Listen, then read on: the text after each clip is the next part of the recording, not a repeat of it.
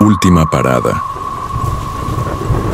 Yo no buscaba emociones fuertes cuando acepté el turno de madrugada en la estación Selva Sur, un cascarón de concreto solitario a 40 kilómetros de Puerto Maldonado, Perú. Era abril de 2017 y mis 19 años ya pesaban como si llevara centurias trabajando. Estudiaba contabilidad por las tardes y despachaba combustible de noche para costear el semestre. Mi único compañero era don Efraín, encargado de vigilar los tanques subterráneos y matar el tiempo fumando a espaldas de la bodega.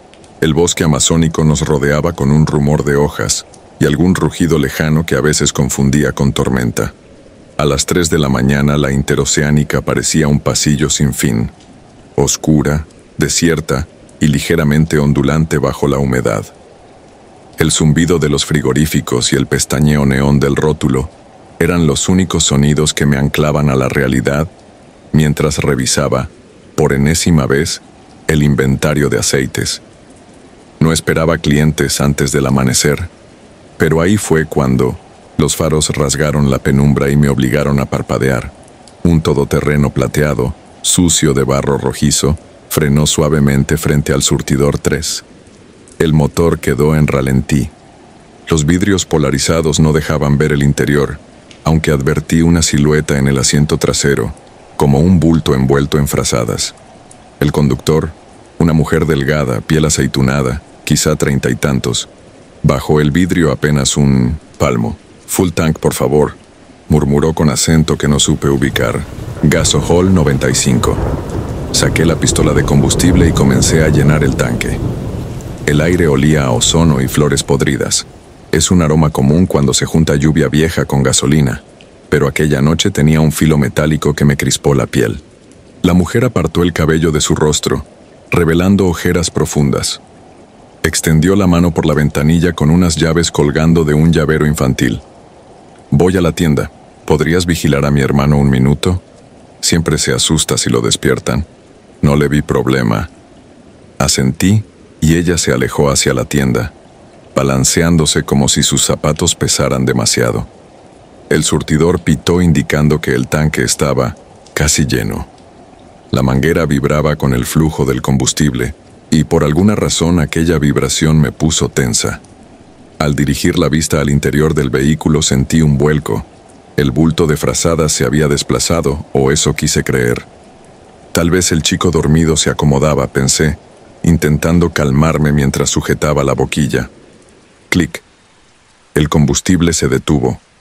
Coloqué el tapón y, sin poder evitarlo, apoyé los nudillos en el cristal trasero para ver algo más que sombras. El interior apestaba a alcanfor, aroma que mi abuela usaba en los roperos para espantar polillas. Entre los pliegues de la manta distinguí una mano inmóvil, demasiado pálida, casi translúcida bajo la luz artificial. Un hilo de alarma recorrió mi espina, pero no quise sacar conclusiones.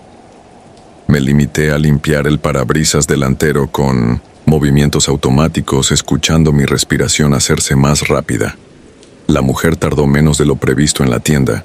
Cuando salió cargaba 2 bolsas rebosantes de dulces, galletas y una botellita de jarabe para la tos. Sonreía de oreja a oreja con los labios resecos y agrietados.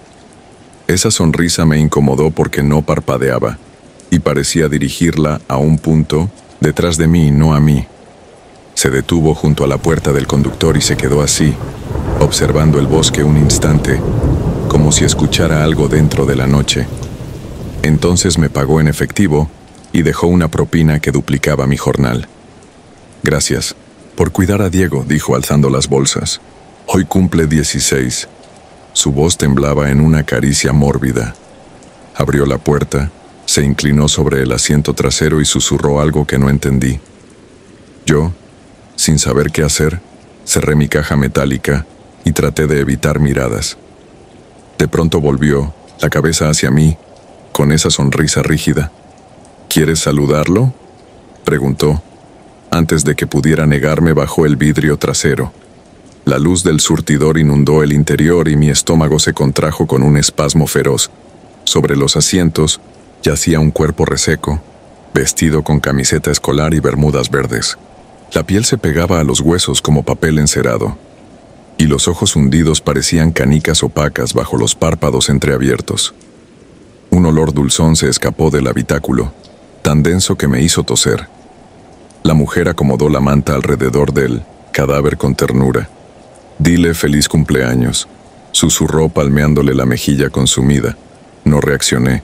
Mis piernas flaquearon y perdí noción del tiempo. Sé que di un paso atrás, que el mundo giró y vi chispas. La puerta se cerró, el todoterreno rugió y se fue. Apenas el sonido de las llantas desapareció, reaccioné de verdad, corriendo, a buscar a don Efraín detrás de los tanques. Cuando me vio pálido y balbuceante, apagó el cigarrillo y me sostuvo por los hombros.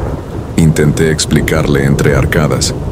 Logré articular cadáver y cumpleaños. Él soltó una maldición, me pasó su celular y marcó a la policía mientras yo bebía agua de la llave. La patrulla demoró menos de lo que imaginé.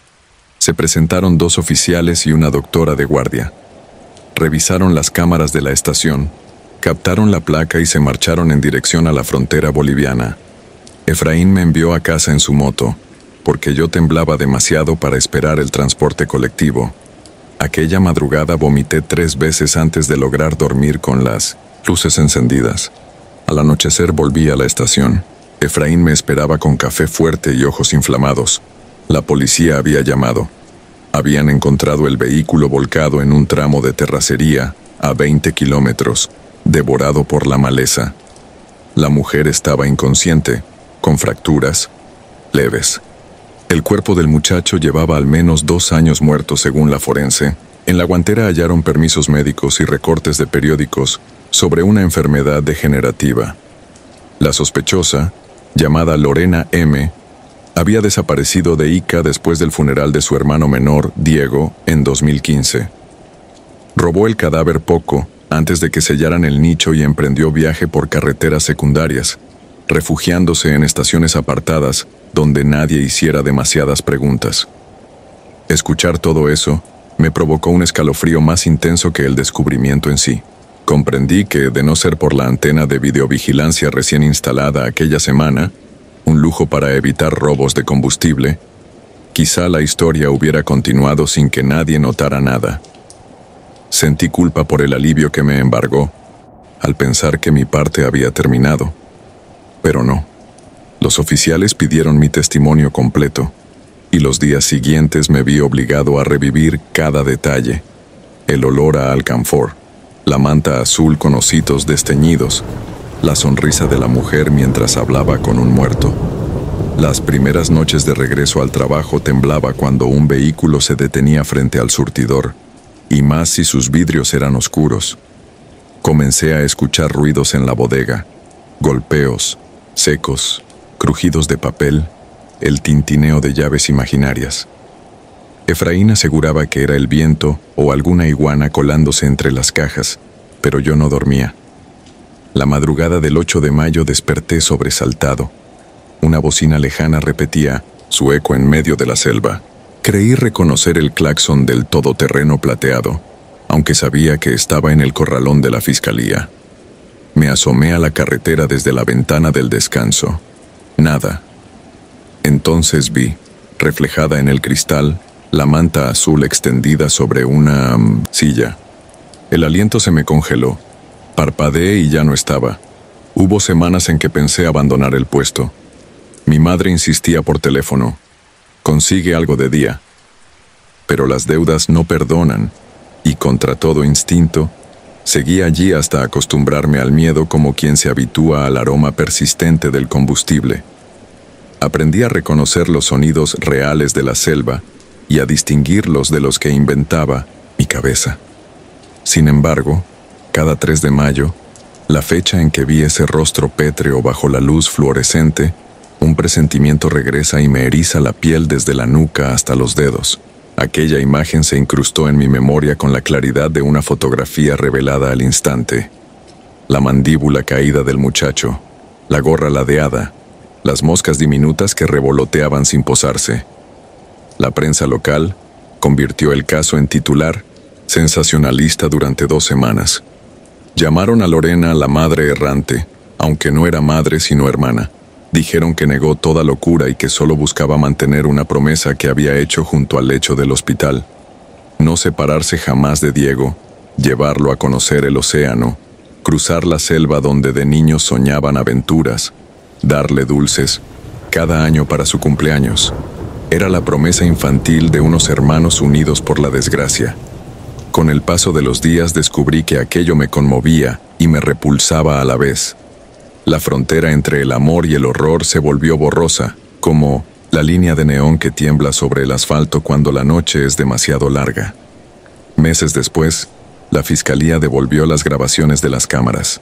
No quise verlas, pero un supervisor de la compañía, entusiasmado con la publicidad gratuita, obligó a proyectarlas en la sala de descanso como advertencia sobre los riesgos del turno nocturno. Todos rieron nerviosos al ver mi expresión, pálida mientras la mujer mostraba el cadáver. Me volví objeto de bromas, que si ya no cobro por llenar tanques sino por custodiar muertos, que si debo pedir certificado de defunción antes de aceptar propina. Sonreía para no mostrar que, por dentro, el recuerdo seguía latiendo. Hoy escribo esto en un cuaderno manchado de diésel, durante una guardia en la misma estación. Faltan 10 minutos para las 3:30 y la selva está en silencio. Sé que debo seguir trabajando, pagar mis estudios, sostener a mi familia. Pero también sé que, cuando los faros corten de nuevo la oscuridad y alguien baje la ventanilla, reviviré ese olor a alcanfor y la sonrisa rígida que todavía persigo en mis pesadillas, porque hay combustibles que no se evaporan, permanecen en la memoria, impregnando el aire, dando el aire. Turno muerto. Me llamo Martín Reyes, y todavía tiemblo cuando recuerdo lo que ocurrió durante el verano de 2006, la primera vez que manejé en solitario de Managua a San José para visitar a mi hermana. Tomé prestado el antiguo Toyota de mi padre, un sedán que nunca había salido tan lejos del asfalto urbano. La ruta prometía ser sencilla: 6 horas largas por la carretera panamericana, cruzar la frontera de Peñas Blancas y continuar hasta el Valle Central. Llevaba un atlas doblado en el asiento y un teléfono Nokia que apenas servía para llamadas breves. Pensé que sería suficiente. No lo fue. Al pasar Huigalpa cometí el error que cambió todo: desviarme por un camino secundario que, según el mapa, recortaba varios kilómetros. 2 horas después entendí que aquel trazo gris era un sendero de terracería lleno de bifurcaciones sin señalización. Cuando aparecieron los primeros potreros vacíos y el sol se volvió una brasa anaranjada, supe que estaba perdido. El tanque marcaba menos de un cuarto y no se veía ni una casa iluminada. El calor pegajoso de la selva baja se mezclaba con un olor a diésel rancio que salía de alguna parte del motor. Imaginé quedarme inmóvil en medio de la nada, rodeado de insectos y oscuridad, y una ansiedad densa empezó a cerrarme la garganta. Avancé hasta que las luces del tablero parpadearon, rogando por combustible. Entonces divisé un resplandor tenue más adelante, como el reflejo de neón borroso contra el aire húmedo. Al acercarme descubrí una gasolinera abandonada. El viejo rótulo de las Lomas Servicio pendía torcido y solo quedaban las siluetas, oxidadas de 2 bombas. El estacionamiento estaba desmoronado, cubierto de maleza, y detrás se alzaba una tienda de conveniencia cuyas vitrinas rotas parecían ojos negros. Aún así detuve el auto. La aguja ya besaba la línea roja. Corté el motor y sentí un silencio brutal. Apenas un coro lejano de chicharras y el ronroneo de un generador moribundo que no encontraba. Salí con la linterna, intentando no pensar en lo absurdo de buscar gasolina en aquel cementerio mecánico. El pavimento crujía bajo mis botas como huesos viejos. Pasé junto a las bombas y toqué las mangueras. Polvo y telarañas. Sin embargo, la luz verdosa dentro de la tienda seguía encendida. Tuve la idea insensata de que un vigilante cuidaba el sitio. Empujé la puerta, que cedió con un chirrido que me arañó los oídos. El interior olía a cartón húmedo y aceite quemado. Estantes vacíos se alineaban en pasillos a medias derrumbados. Un único tubo fluorescente, intermitente, colgaba del techo y arrojaba pulsos de fosforescencia que deformaban las sombras. Caminé despacio, concentrado en el haz de la linterna. Fue entonces cuando escuché un susurro de risas infantiles. Se alzaron a mi derecha, veloces, como si alguien se burlara al otro lado de un pasillo. Me giré con el corazón reventando, en el pecho, pero solo vi montones de cajas aplastadas y una máquina de helados destartalada. Me dije que tal vez había murciélagos, o algún transistor dañado. Incluso pensé en ratas, pero las risas retornaron, ahora frente a mí, claras y breves, seguidas por el golpeteo de zapatos pequeñísimos contra el suelo de cemento. No parecía un animal. Un escalofrío subió por mis brazos, erizándome la piel hasta doler. Retrocedí. El tubo fluorescente se apagó un segundo completo, y cuando volvió a encender, capté el rastro translúcido de dos figuras menudas que cruzaban el corredor, apenas contornos pálidos, sin detalles de rostro. Niños, reconocí al instante, pero sin la solidez de un cuerpo vivo. Quise correr en ese momento, pero un crujido atronador se produjo detrás de mí. Uno de los estantes se desplomó como empujado por manos invisibles y el metal repiqueteó por todo el local. Mi linterna cayó. Busqué a tientas el camino de salida y tropecé con una pila de latas que rodó escandalosa, mientras las risas se mezclaban con un murmullo lastimero, como llanto contenido. Al fin alcancé la puerta y corrí hacia la oscuridad exterior sin mirar atrás. El aire caliente se sentía ahora espeso, casi febril, y cada paso sobre el concreto parecía hundirme en lodo. Llegué al carro jadeando. La batería del teléfono mostraba una sola barra, y por supuesto, sin señal. Me encerré, cerré los seguros y me obligué a respirar lento. El parabrisas reflejaba el edificio oscuro, pero de pronto una luz débil surgió detrás de las vitrinas, distinta a la del tubo fluorescente que ahora estaba apagado. Era una luminiscencia blanca, suave, que se deslizó hasta quedar justo al centro del ventanal y se compactó en dos siluetas pequeñas, como si los niños me observaran a distancia. Me quedé inmóvil. Un instante después la luz se extinguió y el interior volvió a ser pura negrura. No recuerdo cuánto tiempo pasé paralizado. Las manos me temblaban tanto que la llave tintineaba en el switch. De pronto, el reflejo de faros apareció en el retrovisor. Una camioneta vieja se acercaba por la carretera, iluminando mis placas. Toqué el claxon con fuerza, casi rogando que aquel conductor no fuera otra aparición. El vehículo se detuvo a mi lado y bajaron dos voces ancianas que hablaban entre ellas con acento campesino. El hombre me preguntó si necesitaba auxilio. Asentí temblando. Les expliqué que no tenía combustible y que el teléfono no servía. La mujer, de cabello entrecano, sacó del balde trasero una garrafa roja. Esto le alcanza hasta Santo Domingo, dijo, y el señor sin pedirme nada vació el combustible en mi tanque. Les di las gracias hasta quedarme sin voz. El hombre apuntó con la linterna hacia la gasolinera y murmuró algo que entendí a medias. Me aconsejaba no volver allí, porque ese negocio quedó marcado. Subieron a su camioneta y partieron sin despedirse, las luces perdiéndose entre la maleza igual que luciérnagas. Arranqué. El motor respondió, y conduje despacio los 15 kilómetros que faltaban hasta la primera estación en operación, un recinto moderno iluminado con LEDs azulados. Al entrar, la mezcla de olor a café y gasolina limpia me pareció celestial. Llamé a mi hermana para avisar que llegaría con retraso y conté a medias lo ocurrido. Mientras colgaba, apareció un camionero alto, barbudo, con la camisa manchada de grasa. Se acomodó a mi lado en la barra del café y dijo sin que yo lo invitara: «Oí que mencionaste las lomas. Yo era amigo del pistero que atendía ahí». No contesté, pero la piel se me puso de gallina. El hombre siguió, casi en un susurro.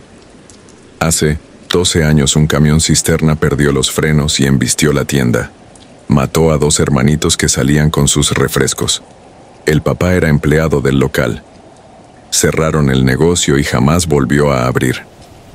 Dicen que las voces de los niños siguen llamando a quien se acerca. Pregunté con la boca seca si había cruces o placas que lo recordaran. Negó con la cabeza. El terreno está maldito, nadie quiere tocarlo. Luego tomó su vaso y se fue, dejándome un silencio más pesado que la noche. Reanudé el viaje. A las 2 de la madrugada crucé la frontera. El cielo parecía más bajo, como si quisiera aplastarme. Cada vez que el velocímetro superaba los 80, sentía que las llantas derrapaban sobre una grava inexistente y, en el rabillo del ojo, creía ver pequeñas sombras sentadas en el asiento trasero. Canté en voz alta, recé, golpeé el volante, cualquier cosa para no mirar al espejo central. Al amanecer llegué a San José con los nervios triturados. Mi hermana pensó que estaba enfermo, pero no hallé valor para describir lo que había vivido. Durante meses tuve sueños en los que caminaba por pasillos de estanterías infinitas y un par de niños iluminados por una luz blanquecina me susurraban mi nombre. Cuando despertaba, el olor a aceite quemado impregnaba las sábanas, como si se filtrara desde otro mundo. Cambié de itinerario para siempre. Ahora vuelo o tomo autobús, aunque tarde más. Sin embargo, a veces, en noches muy quietas, el recuerdo vuelve con nitidez dolorosa. La tienda lúgubre, las risas que no deberían existir, el chasquido metálico del estante al caer sin que nadie lo tocara. Pienso en esos pequeños que quedaron anclados a las bombas oxidadas, repitiendo una rutina que ya no pertenece a los vivos. Y me pregunto si esa risa final que escuché, justo antes de huir, era despedida o advertencia. No he vuelto a ver a la pareja de ancianos. He buscado noticias de ellos o de algún operativo de ayuda en la zona, pero no existen registros. A veces creo que también formaban parte de la misma escena espectral, figuras asignadas a liberarme del embrujo para que el ciclo continúe con otro viajero extraviado. Tal vez, si me hubieran dejado sin gasolina, aquellas risas habrían tenido tiempo de convertirse en gritos, y hoy sería yo quien merodeara entre estantes vacíos, esperando el siguiente motor que se apague en la madrugada. Nada de esto lo cuento buscando consuelo ni credibilidad. Lo expongo porque hay carreteras que parecen rutas comunes y, sin embargo, se bifurcan hacia sitios donde las reglas cambian. Si alguna vez, al sur de Huigalpa, ve una luz verdosa parpadeando tras un letrero oxidado, apague el motor, dé media, vuelta y conduzca hasta que el sol salga. No importa si el tanque está por vaciarse ni si las sombras del monte le parecen cada vez más densas. Créame, más vale quedarse varado en la oscuridad que entrar a un lugar donde la noche nunca termina, y 2 risas infantiles celebran cada nuevo visitante.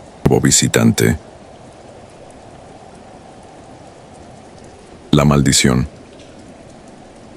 Todo comenzó en diciembre de 2011, el último semestre antes de graduarme de ingeniería mecánica. Aquel día nevaba ceniza de los incendios forestales y el humo cubría la doble calzada de la Panamericana Sur de Colombia, cerca de Pasto. Me llamo Jorge Reyes y, aunque nunca fui supersticioso, acepté un empleo temporal de madrugada en la estación El Relámpago, sobre el viejo tramo conocido como Kilómetro 13. El puesto ofrecía un sobresueldo suficiente para pagar mis trámites de grado. La gente del pueblo vecino hablaba poco de ese lugar. Era la única bomba iluminada en 20 kilómetros de curvas andinas, y decían que el dueño la cerraba al amanecer, sin cámaras de seguridad ni registro contable. Me presenté a las 10 de la noche. El encargado nocturno, un tal don Aurelio, me recibió con una linterna y una advertencia apenas audible. Mantenga la vista al frente. Si escucha motor, no voltee. Su aspecto era más de enterrador que de empleado de servicio. Sin embargo, necesitaba el dinero y no hice preguntas. La gasolinera era mínima, 2 surtidores metálicos de los años 80, un minimercado con estanterías polvorientas y un baño químico en la parte trasera. Tras firmar un cuaderno amarillento sin membrete, Aurelio caminó hacia la oscuridad y se marchó sin despedirse, dejándome solo con el chillido sordo de los transformadores.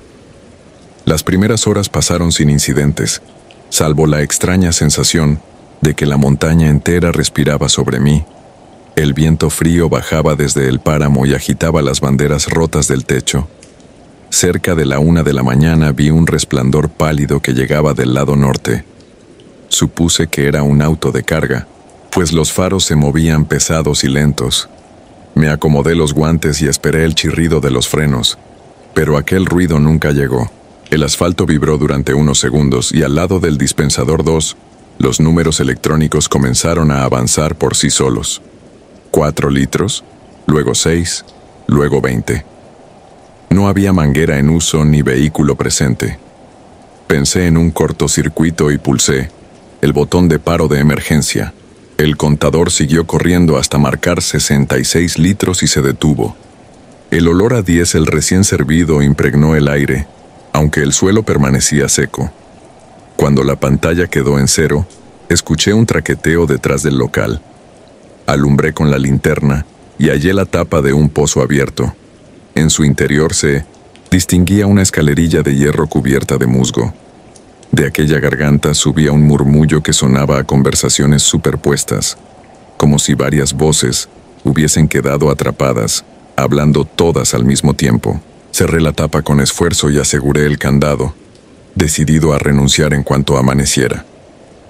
A las 3:30 apareció don Aurelio de nuevo, conduciendo una camioneta antigua sin placas, la carrocería cubierta de barro seco. No encendió, los faros apenas dejó el motor al ralentí. Se bajó, me pidió la llave del depósito principal y, sin mirar mi rostro, soltó una frase de 2 palabras: «Ya viene». Después tomó la manguera y llenó su propio tanque.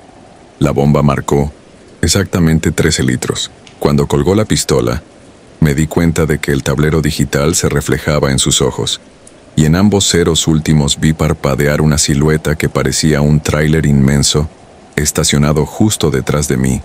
Al girar, no había nada salvo la carretera desierta. El miedo real comenzó la noche siguiente. Necesitado de la paga completa, regresé. Esta vez encontré una libreta sobre el mostrador. Contenía solo 2 páginas escritas con letra infantil y tinta azul. En la primera se leía: «Todo conductor nuevo ve lo que no está. Si se queda lo suficiente, termina yéndose sin estar». En la segunda, un esquema de la gasolinera señalaba una línea subterránea que conectaba el pozo trasero con los surtidores. Nunca supe quién dejó esas notas.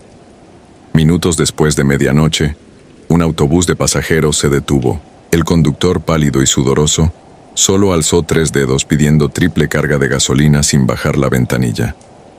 Tomé la pistola y comencé a despachar. Al cuarto segundo el contador se bloqueó en 27 litros, igual que la temperatura exterior según el termómetro averiado del local. El vidrio polarizado del autobús dejó entrever docenas de rostros pegados a las ventanillas, todos con la misma expresión vacía, como si fueran fotografías descoloridas. En vez de pupilas, cada ojo reflejaba la hilera de luces fluorescentes sobre mi cabeza. Cuando terminé, el conductor pagó con billetes viejos de curso ya inexistente y partió sin encender las luces traseras. Lo vi alejarse por el retrovisor convexo del dispensador, como si retrocediera en el tiempo en vez de avanzar. Comencé a sentir pinchazos en las muñecas, un dolor fino que latía con el mismo ritmo que la manguera de combustible al bombear. Recordé los rumores sobre empleados que se quitaban la vida, pero intenté convencerme de que era mero autosugestión.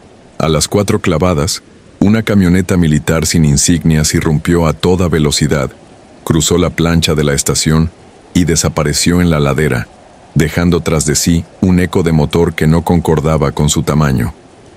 Las máquinas volvieron a activarse solas, 40, 70, 90 litros. El total se detuvo en 113. El olor a diésel se mezcló con un pestilente tufo a sangre rancia. Quise irme, pero un zumbido grave me atravesó los tímpanos. Todo quedó a oscuras, excepto el letrero de neón que anunciaba «Abierta». Pude ver mi reflejo distorsionado en la ventana. Detrás de mí una hilera de tráilers invisibles cubría los 2 carriles, como esqueletones de acero arrimados al borde del mundo. Noté que cada remolque sin forma tenía escrito un nombre completo, seguido de 2 fechas, nacimiento y defunción. Me acerqué al primero. La pintura goteaba como tinta viva. El nombre coincidía con el de un compañero de clase que, según su madre, se había arrojado de un puente la mañana anterior. Quise gritar, pero la voz se quedó atorada en mi garganta. Una lluvia fina comenzó a caer. Las gotas se evaporaban antes de tocar el techo, liberando destellos multicolores. Entre los destellos, apareció de nuevo la figura del autobús, esta vez sin ruedas, suspendido a 10 centímetros del pavimento. Las puertas se abrieron. Alguien descendió. No era un pasajero, era la sombra de mi propio cuerpo, aunque más alto y demacrado, con un corte horizontal reciente en cada muñeca. Mi doble caminó hacia la bomba 1, sostuvo la pistola y apuntó la boquilla a mi pecho. Sentí olor a gasolina como si me hubieran rociado por dentro. En el panel apareció el número 013. Di un paso atrás y tropecé con la tapa del pozo, ahora abierta de par en par. Un aliento caliente emergía del hueco. Comprendí entonces que no era un tanque colector de combustible, sino un túnel que conectaba con algo demasiado grande para caber en la tierra. De las profundidades llegaron susurros. Voces de niños, ancianos, mujeres, todos recitando cifras como si enumeraran cada litro derramado a lo largo de los años. Entre las voces distinguí la de mi amigo Mariano, el único que me advirtió por mensaje de texto que esa gasolinera no vendía gasolina sino tiempo de vida. Quise correr, pero las piernas no respondían. El flujo eléctrico regresó de golpe. Las luces se encendieron y revelaron la silueta de don Aurelio, inmóvil junto a la caja registradora. Tenía la cabeza ladeada, la boca llena de monedas oxidadas. Su piel estaba recubierta de la misma sustancia oscura que goteaba de los remolques. Fantasma. Sobre el mostrador, 2 rollos de cinta contable se desenrollaban solos, imprimiendo una lista infinita de nombres y fechas que se superponían unas a otras, borrándose y reescribiéndose, como si el sistema necesitara actualizar inventario constantemente. Entre los nombres aparecía el mío, seguido de una fecha de defunción que coincidía con ese mismo amanecer. A las 5:20, el contador del surtidor marcó 666 litros totales expendidos durante mi turno. Al alcanzar esa cifra, el silbido de un tráiler retumbó en la carretera. Esta vez las luces blancas sí iluminaron la superficie agrietada. Un coloso cromado sin conductor frenó frente a mí. Todas las ventanillas reflejaban escenas distintas. En una se veía a Mariano colgado de la viga de su cuarto, en otra, a mi profesor tirado en el piso con una navaja. En la tercera, mi propia imagen sentado en la cabina de la bomba, abriéndome las venas con un cúter de uso industrial. El tanque del tráiler se desplomó sobre los soportes como si hubiese descargado algo que nunca estuvo allí. La puerta del pasajero se abrió sola. Del interior descendió la misma anciana de túnica negra que mi amiga describió haber visto segundos antes de perder la cordura en su última llamada. La mujer sostuvo un billete de 10,000 pesos colombianos, arrugado y manchado con una sustancia aceitosa, y lo deslizó sobre el mostrador. Sus ojos eran 2 surtidores vacíos. Dentro se arremolinaba gasolina negra en lugar de pupilas. Sonrió.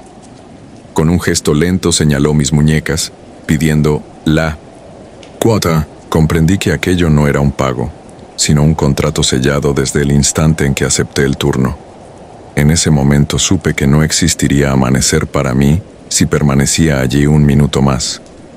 El rugido del tráiler se reanudó, y los surtidores empezaron a marcar cifras demenciales: 999, 3,000, 2,000 litros. El olor a combustible quemado se volvió insoportable. Me lancé contra la anciana, intentando apartarla. Mis manos atravesaron su cuerpo como si fuese humo espeso. Sentí fuego, líquido treparme por los brazos, quemándome por dentro. Corrí hacia la carretera sin mirar atrás, escuchando cómo las luces explotaban una a una y el hormigón se abría bajo mis pasos. Llegué a Pasto al amanecer. Las mangas de mi chaqueta estaban empapadas de un líquido oscuro y pegajoso que olía a mezcla de aceite y sangre. Me internaron en el hospital por intoxicación, con cortes superficiales en las muñecas que, según los médicos, parecían autoinfligidos. Pues nadie creyó mi relato.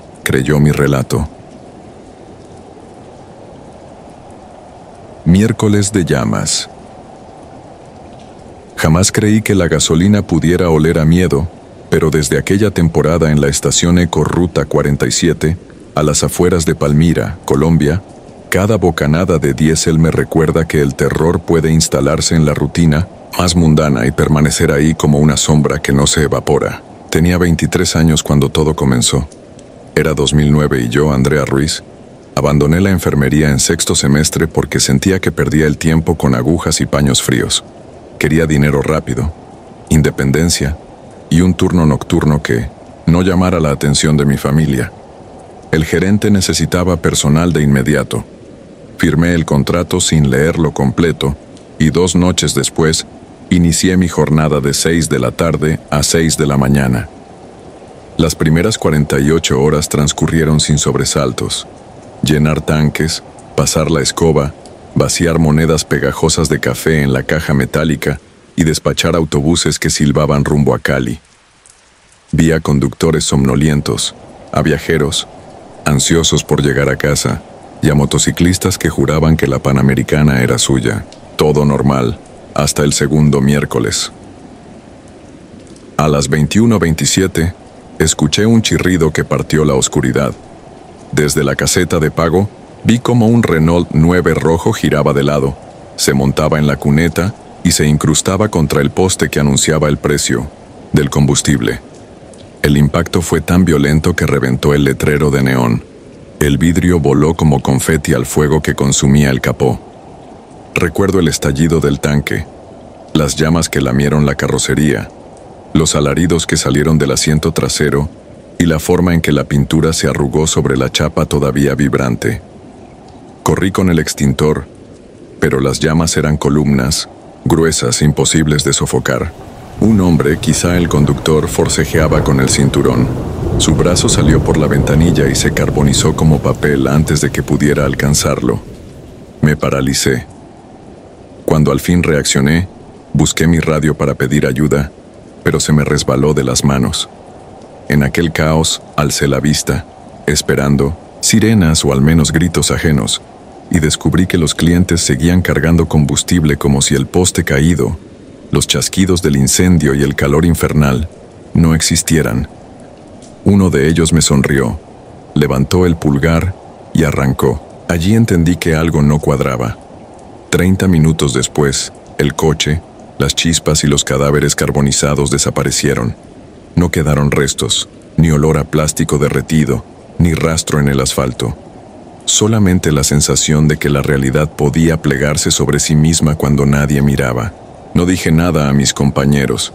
Temí perder el empleo y la poca cordura que me quedaba. La semana corrió lenta. Dormía de día y, cada atardecer, un presentimiento viscoso crecía en mi estómago. El miedo de que llegara el próximo miércoles. Intenté cambiar el turno, pero el gerente se limitó a chasquear la lengua y extendió mi horario una semana más como castigo por inventar excusas infantiles. El tercer miércoles llegó con puntualidad de verdugo. A las 21:25 la tensión era tan densa que podía masticarla. Fui a limpiar los espejos del baño externo, demorándome con cualquier pretexto para no mirar la carretera. De pronto escuché el mismo chirrido familiar, idéntico al de 7 días atrás, seguido de un golpe metálico y el zumbido del neón estallando. Me obligué a mirar. El mismo Renault 9, idéntico en color, placas y abolladuras, ardía contra el poste recién reparado. La escena se reproducía cuadro por cuadro. La mano carbonizada, el cinturón que no cede, los gritos. Corrí otra vez, tropezando con el extintor que parecía soldado al suelo por algún embrujo. Esta vez busqué testigos. Llamé a Lina, la cajera interna. Le grité que saliera, que algo terrible estaba pasando. Respondió desde la ventanilla, con un "ya voy" cansado. Tardó 10 segundos. Cuando cruzó la puerta no encontró nada. El poste seguía erguido, el letrero intacto, el asfalto limpio. Solamente yo conservaba olor a humo en la ropa y el sabor metálico del pánico entre los dientes. Esa madrugada algo se quebró dentro de mí. Volví al cuarto de descanso y sin quitarme el uniforme, escribí en un cuaderno cada detalle que recordaba: temperatura del aire, número de pasajeros, grado del neumático reventado, sombras de la luna sobre los techos. Necesitaba pruebas. No podía aceptar que mi mente estuviera inventándolo todo con un realismo tan brutal. Pasé los siguientes días planeando. El cuarto miércoles llevaría una cámara vieja de video y la colocaría junto a la bomba número 4, justo en 1900, la dirección del poste. El miércoles llegó como una sentencia. Conecté la cámara, verifiqué la batería y activé la grabación a las 20:50.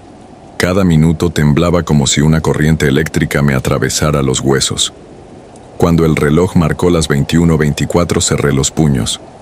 Un minuto después el chirrido retumbó y el Renault irrumpió exactamente igual que las veces previas. Abrí los ojos de par en par para no perder un solo movimiento. La llamarada, el poste derribado, los cables chispeando, las ventanillas explotando como burbujas de vidrio. El calor me golpeó la cara.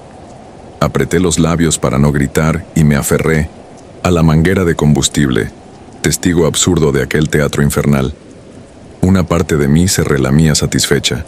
La cámara lo estaba capturando todo. Cuando las llamas alcanzaron su clímax, cerré el obturador y corrí a la oficina.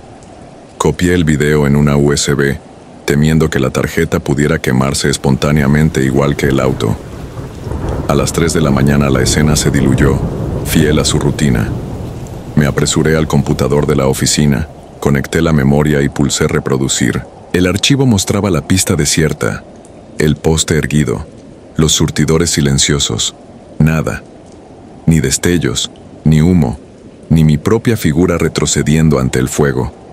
Era como si la cámara hubiese filmado una realidad distinta a la que me envolvía. No, pude seguir trabajando.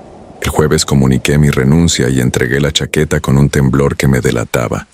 El gerente soltó un bufido y estampó su firma en la carta, feliz de librarse de mí. Sin embargo, la estación necesitaba cubrir el turno, así que me pidió quedarme hasta encontrar relevo.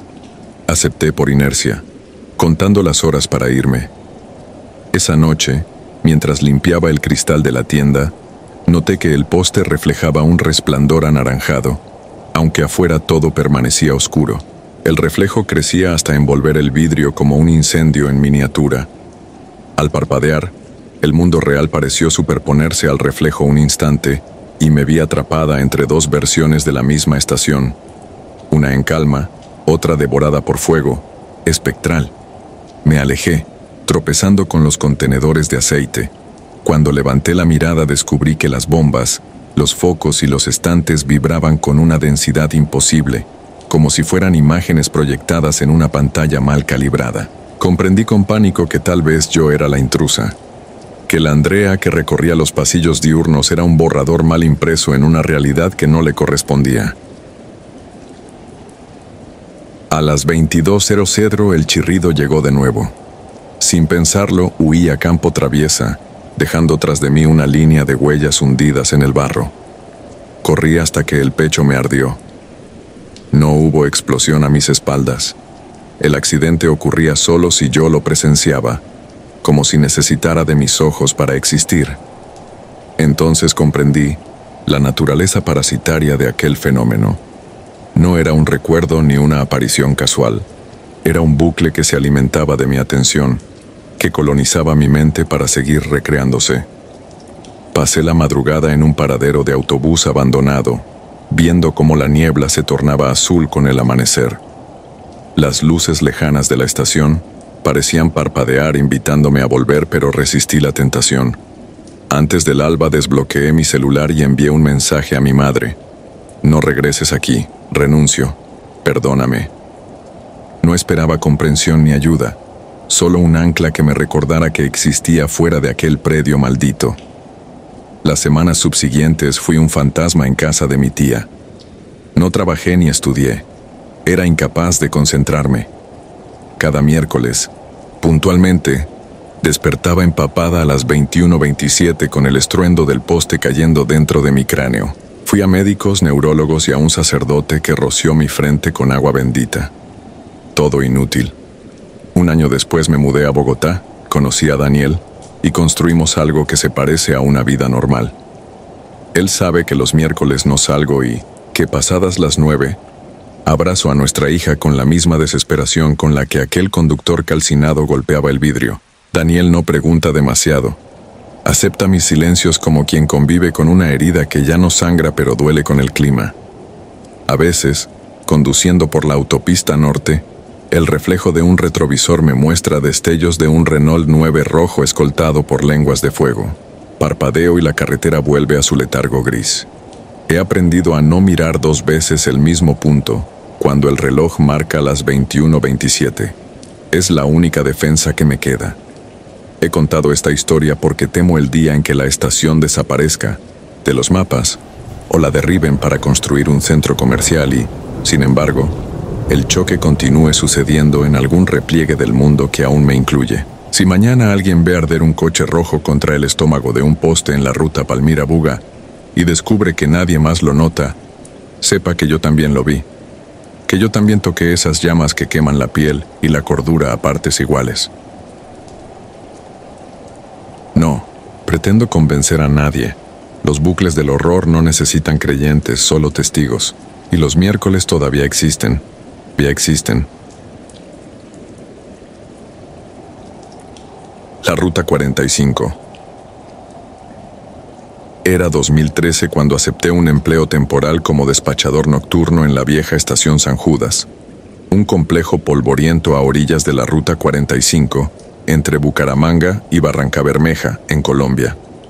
Tenía 22 años y urgía el dinero para pagar el último semestre de ingeniería. Me advirtieron que la clientela era escasa después de las 2 de la mañana y que evitara salir del área iluminada, porque los cañaduzales que rodeaban la estación eran tan espesos como la neblina que se arremolinaba sobre el asfalto húmedo. No me pareció gran cosa. Había crecido en el campo y las historias de fantasmas de carreteras nunca me quitaron el sueño. Esa confianza fue el primer error. El propietario, don Hilario, me mostró las instalaciones. 2 bombas antiguas, un bloque de baños externos y una pequeña oficina con ventanas enrejadas. Dentro había un monitor viejo conectado a 4 cámaras, de circuito cerrado. El ángulo más lejano apuntaba hacia la explanada trasera, donde se amontonaban bidones vacíos. Don Hilario me explicó que varios conductores reportaban ruidos extraños allí, como golpes huecos o voces ahogadas, pero nunca se atrevieron a investigar. Si escuchas algo, quédate bajo la luz, remató mientras me dejaba solo. La primera noche transcurrió sin novedad. Un bus intermunicipal, 2 camionetas de carga y una moto. Hacia las 3:15 a.m., salió el último vehículo y la estación quedó sumergida en un silencio aceitoso, quebrado apenas por el zumbido de los transformadores. Tomé café recalentado y revisé mi teléfono. Sin señal. Era común en aquel tramo, así que lo dejé en la bolsa del delantal.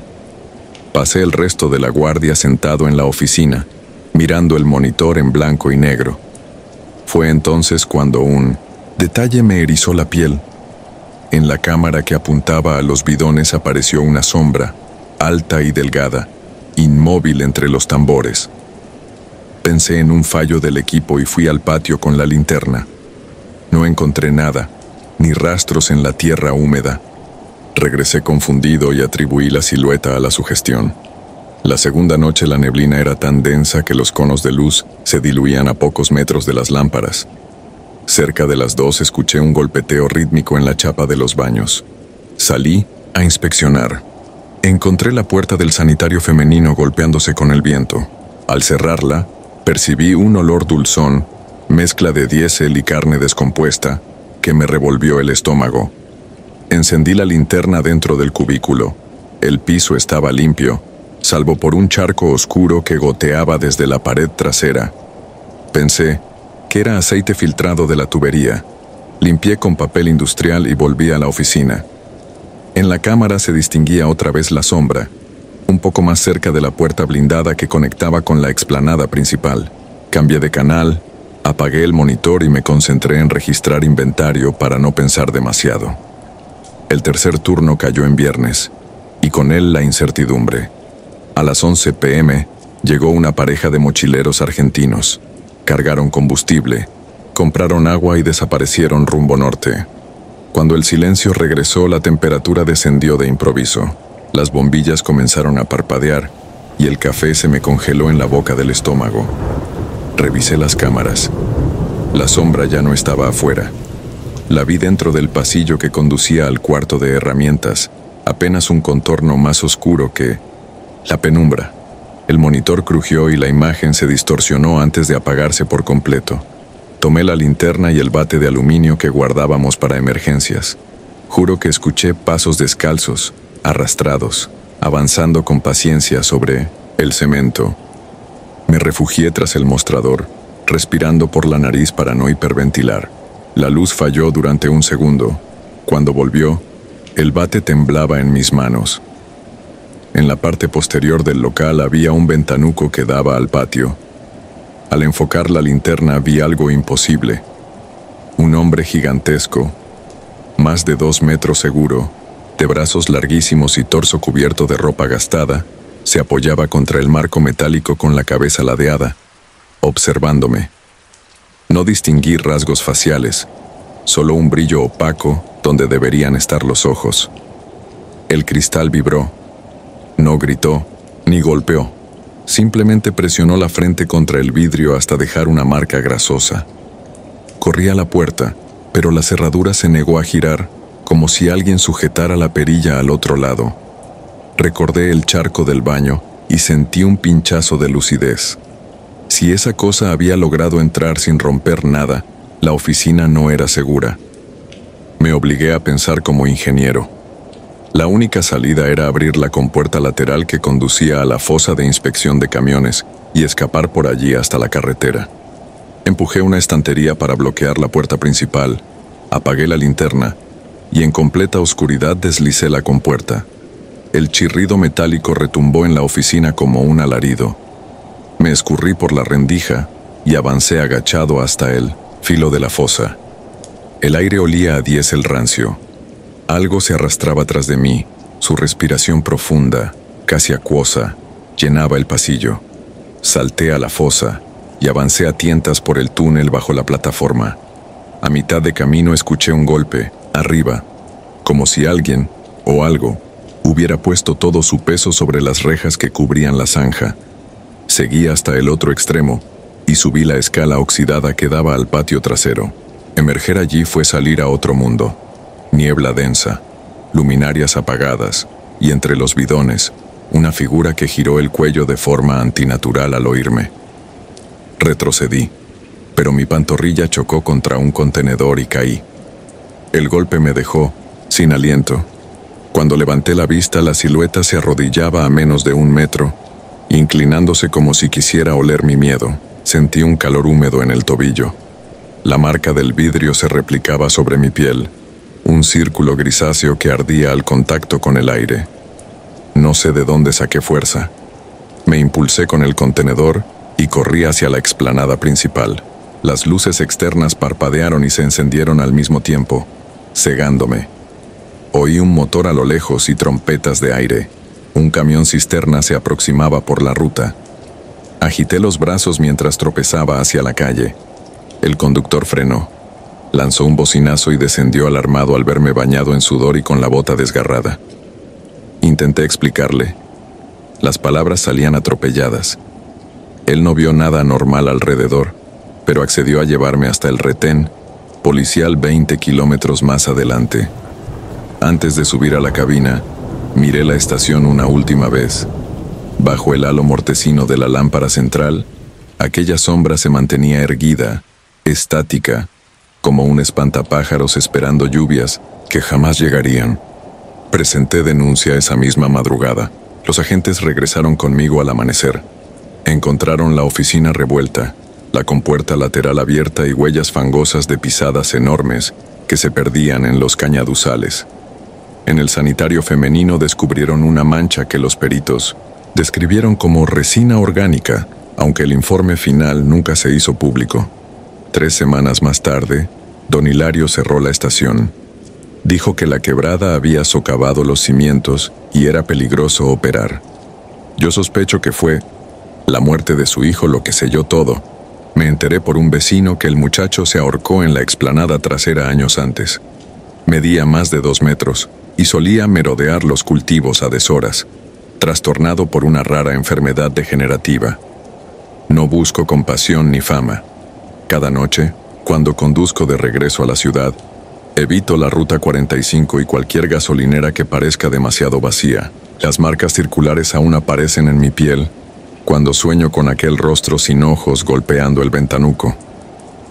El médico dice que son urticarias por estrés. Yo sé que son marcas de territorio, recordatorios de que sigo siendo observado.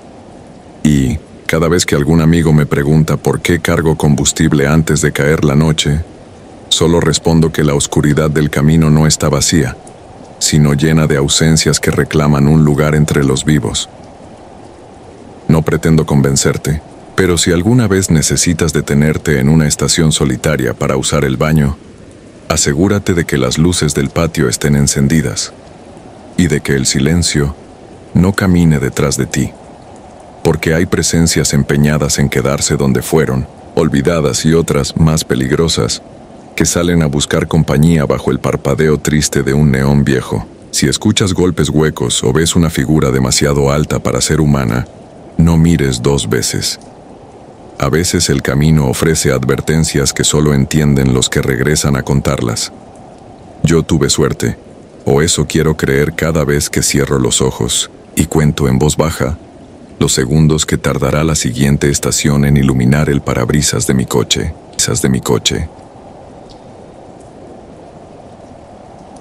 Surtidor de sombras. No escribo estas líneas para espantar a nadie ni para hacerme notar, sino para librarme de la opresión que llevo en el pecho desde hace 9 años. Mi nombre real no importa. Basta decir que trabajo como contadora en 1900 en Medellín y que desde aquella madrugada de 2016 no puedo ver un surtidor de gasolina sin que me tiemblen las manos. A veces pienso que todo fue producto del cansancio o de algún espejismo del asfalto. Pero entonces cierro los ojos y vuelvo a escuchar el llanto que brotó, inexplicable, de un cubículo vacío. Iba rumbo a Santa Marta con mi esposo, mi hija, adolescente, y mi padre, un hombre callado y testarudo que adoraba manejar de noche para ahorrarse el trancón de la costa. Habíamos salido tarde de Medellín, confiados en que el nuevo trayecto de la Ruta del Sol recortaría el viaje. A la altura de César, la neblina hizo que mi esposo redujera la velocidad. El reloj superaba la 1 de la mañana y yo necesitaba, con urgencia, ir al baño. Le supliqué que parara en la primera estación que encontrara.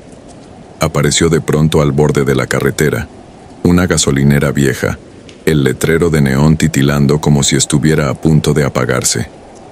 Solo un tractocamión oxidado descansaba junto a los surtidores. El andén estaba iluminado por bombillas amarillas que proyectaban sombras largas sobre el concreto roto. Mi padre, sentado en el asiento trasero, me dijo que también quería estirar las piernas. Aún con su terquedad respetaba mis nervios y añadió que me acompañaría hasta la puerta.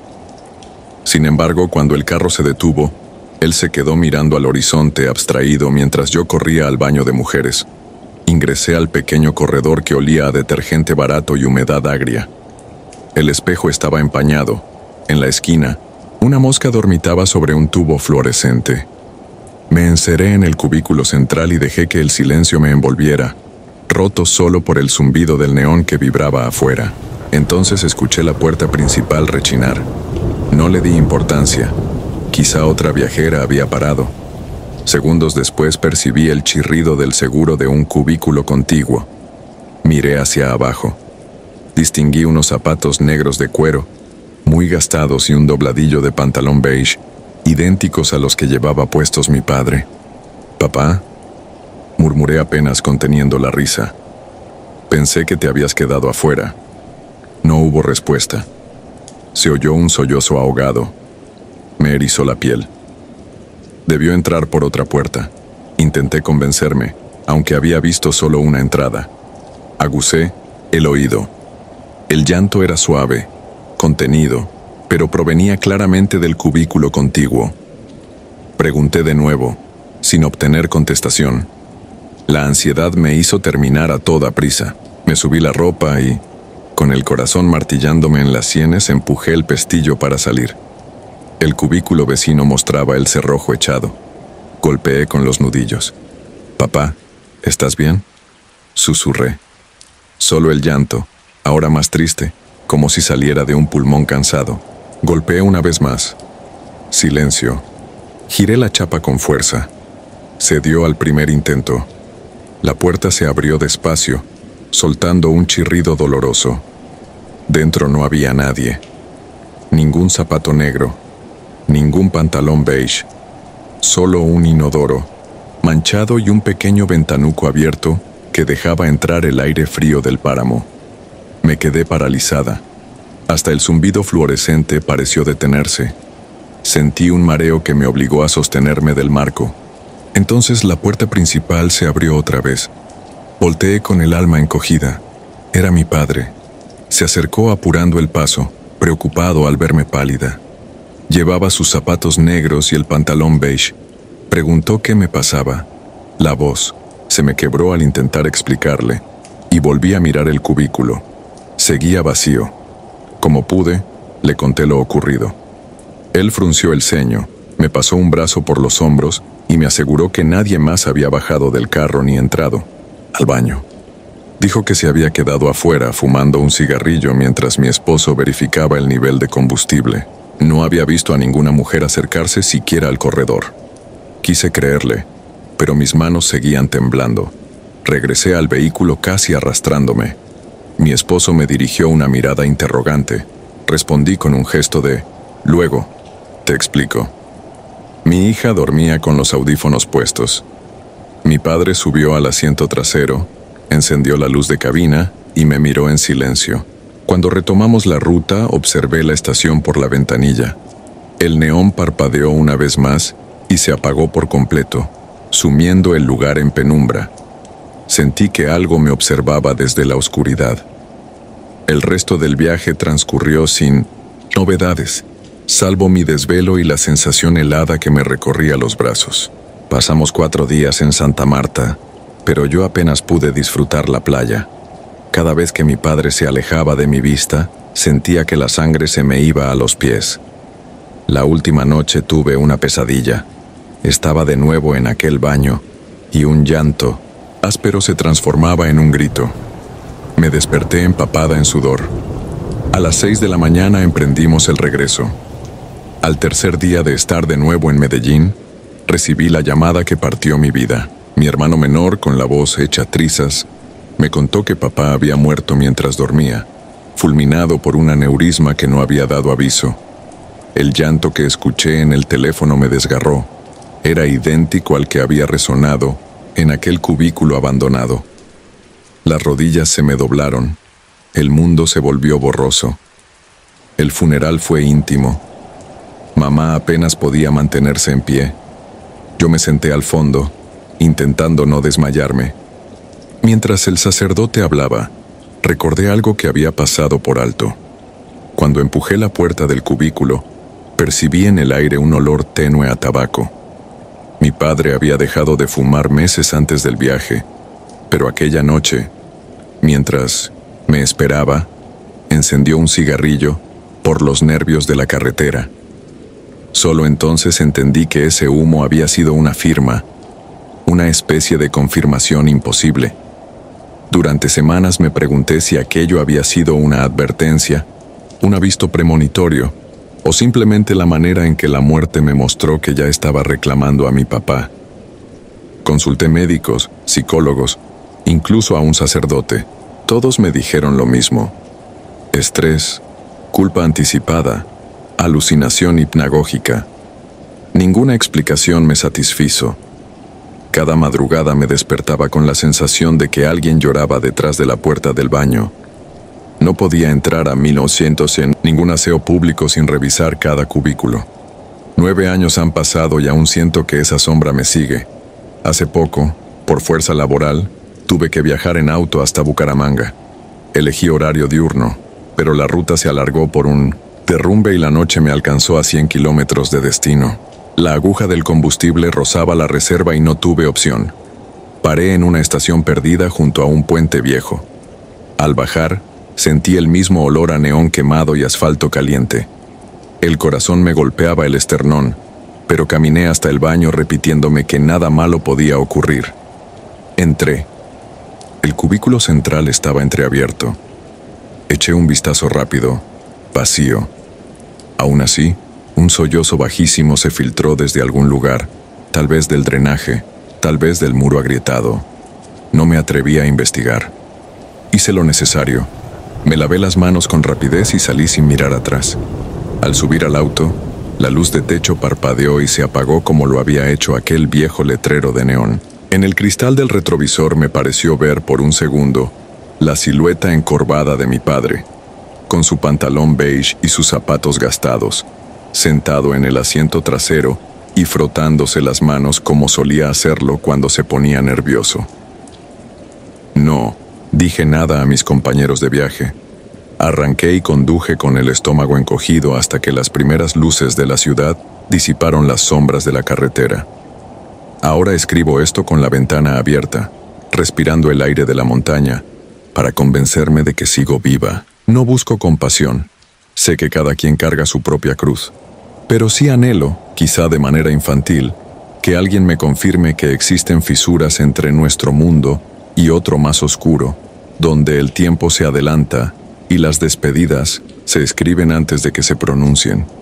Si alguna noche te ves obligado a detenerte en una estación desierta, presta atención al murmullo de los tubos fluorescentes y al olor del combustible viejo. Puede que nada ocurra, o tal vez escuches un sollozo que no pertenece a nadie vivo. Si eso pasa, no intentes razonar. Vuelve a tu vehículo, abraza a tus seres queridos y retoma la carretera cuanto antes, porque cuando la muerte decide adelantarse a su propia cita, no hay cerrojo ni pestillo que pueda mantenerla fuera.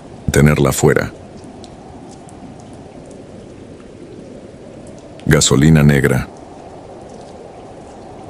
Nunca había temido a la noche hasta que empecé a trabajar en la estación de servicio Sol del Desierto, un parpadeo de luces de neón perdido en la Panamericana Norte, a 30 kilómetros de Talara, Perú. Corría 2015 y yo, Héctor Salcedo, necesitaba el empleo para pagar las deudas de mi padre enfermo. La explanada olía a salitre y a combustible rancio. Los camiones de carga apenas se detenían unos minutos, lo justo para llenar los tanques y perderse de nuevo en la oscuridad costera. Lo que más me inquietaba no era el silencio intermitente, sino la rotación absurda de personal. Cada 2 o 3 meses despedían a alguien sin explicación. Yo resistía, quizá por costumbre o porque, sin quererlo, me había vuelto parte del mobiliario. La dinámica cambió el día que llegó Luciana Valdivia, una quiteña de ojos verdes que brillaban incluso bajo los tubos fluorescentes. Tenía el cabello negro recogido en una trenza que le quedaba corta para la espalda y una seguridad que desentonaba con la mugre de las bombas. Se presentó mientras colocaba una pulsera trenzada en su muñeca, diciendo que solo estaría lo necesario para juntar algo y marcharse al sur. Con ella, las noches se volvieron menos tediosas. Hablábamos de música y de la vida en la costa, y yo bromeaba con que el océano la había adoptado. No me di cuenta de que esa cercanía era la cuerda con la que más tarde me ahorcaría la culpa. Al mes, el turno nocturno se reconfiguró. Entró un tercer empleado llamado Rolando, un chico risueño que no llegaba a los 20. La madrugada de su octava guardia cayó redonda sobre nosotros. El viento traía arena fina, y el canto de las olas era un rugido lejano. Rolando estaba anotando los números de la bomba 3 cuando se llevó la mano al pecho. Se inclinó como un árbol talado y se desplomó sobre el concreto. Llamamos a emergencias, Llegaron sin prisa y se limitaron a cubrir el cadáver con una manta térmica. La autopsia determinó falla cardíaca súbita. El dueño lamentó el suceso, firmó un par de papeles y contrató reemplazo en menos de una semana.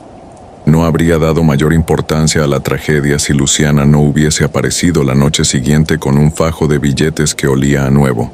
«Para ti, por ser mi compañero», murmuró mientras me forzaba el dinero en el bolsillo del overol.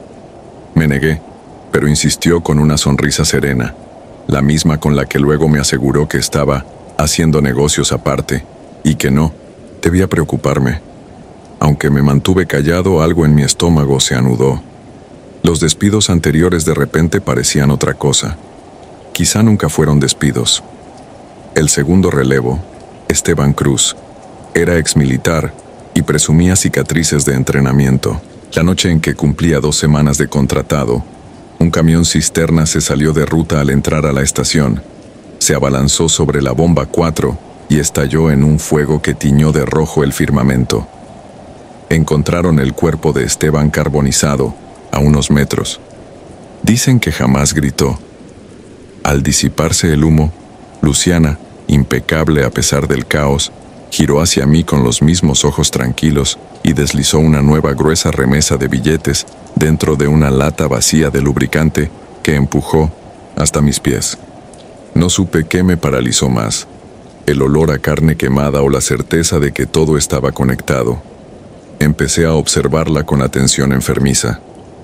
Cada vez que un nuevo contratado firmaba su ingreso, Luciana anotaba algo en un cuaderno de tapas verdes y luego se ausentaba unos minutos, siempre a la misma hora, en un callejón polvoriento detrás de la bodega. Una madrugada la seguí. La vi arrodillada en la arena, el cuaderno abierto, hablando en voz baja al aire. Cuando retrocedí, la grava crujió. Volteó y juraría que sus ojos cambiaran de tono, como si una luz interior los atravesara. No dijo nada, yo tampoco. Regresamos a nuestros puestos con el estrépito del corazón llenando la garganta.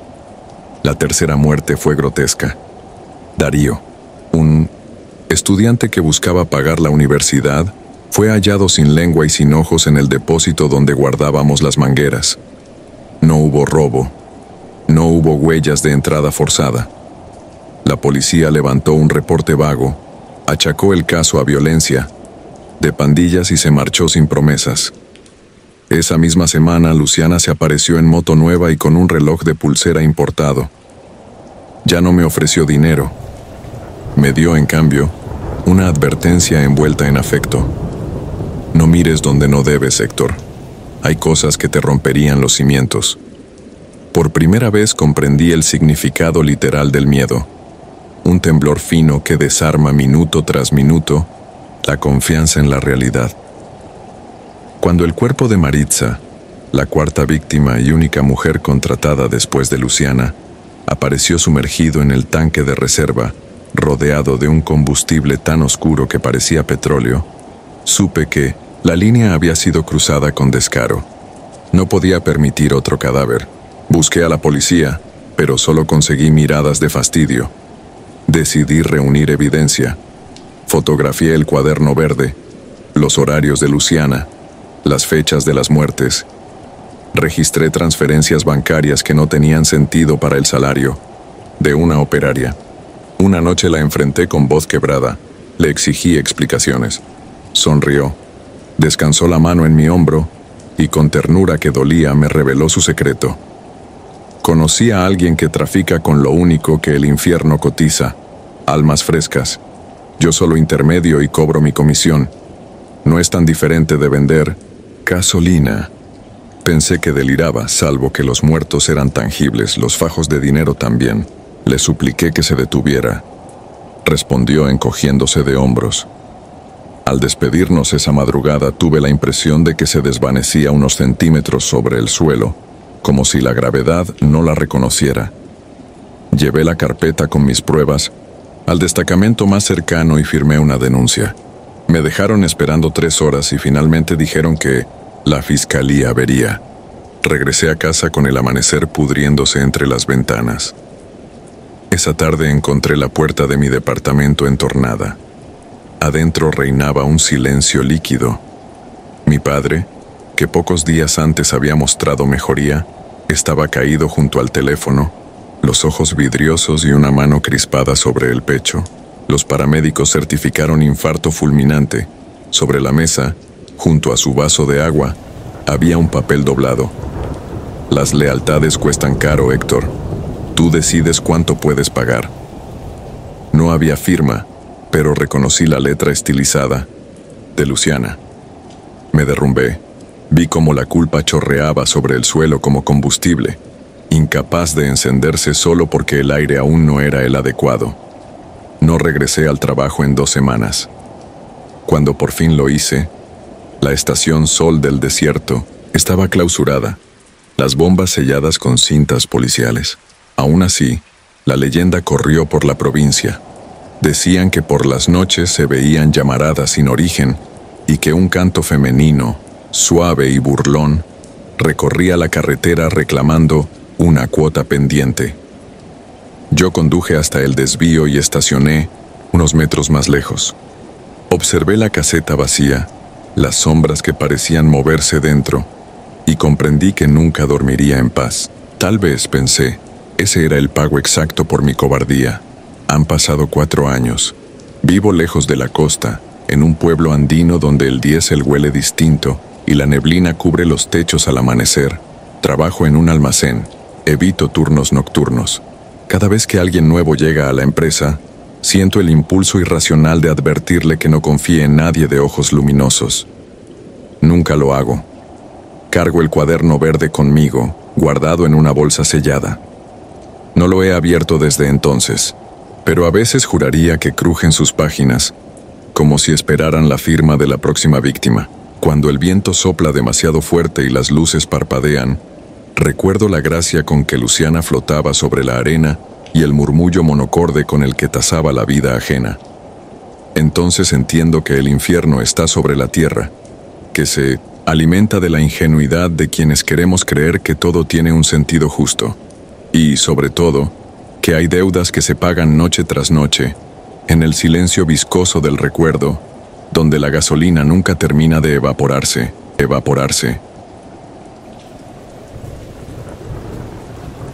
Si te gustó el video, nos gustaría que nos apoyaras con un like o un comentario, ya que esto nos ayudará mucho a crecer. Nos vemos el próximo video. Saludos.